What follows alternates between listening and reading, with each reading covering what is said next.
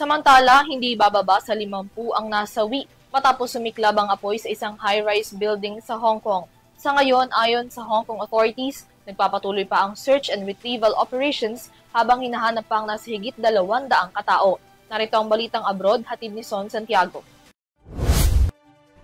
Binalot ng apoy at may itim na usok ang mga matataas na gusali na ito sa isang housing complex sa Tai Po District sa Hong Kong kahapon. Ayon sa pinakabagong tala ng Hong Kong Fire Services Department, higit sa 50 na ang kumpirmadong napatay ng sunog, kabilang dito ang isang firefighter.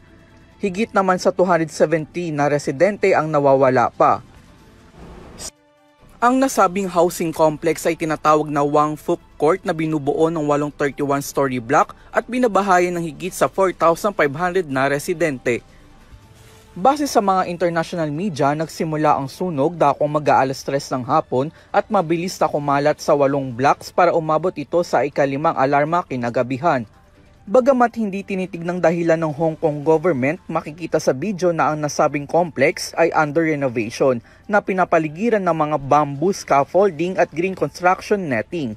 Samantala, inaresto naman ng Hong Kong Police ang 2 direktor ng construction firm at isang engineering consultant na pinasisinayaan ng renovation dahil umano sa suspicion of manslaughter, partikular na sa usapin ng gross negligence at paggamit ng substandard na materyales. Hindi pa nila binibigay ang pangalan ng mga ito.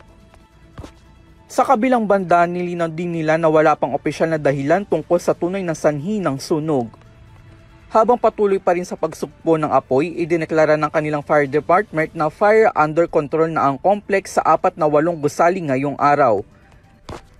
Ligtas na rin inilikas ang libong bilang ng mga residente na nakatira doon.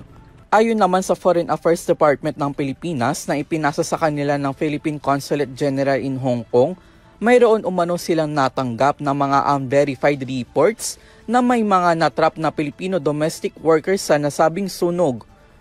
Ngunit kinumpirma nila na walang naitalang namatay na mga kababayan natin hanggang sa mga oras na ito. Tiniyak din nila na nakikipag-ugnayan na sila sa Hong Kong sakaling ngang may mga nadamay. Para sa EuroTV News, ako si Son Santiago, sumasaludo sa bawat Pilipino.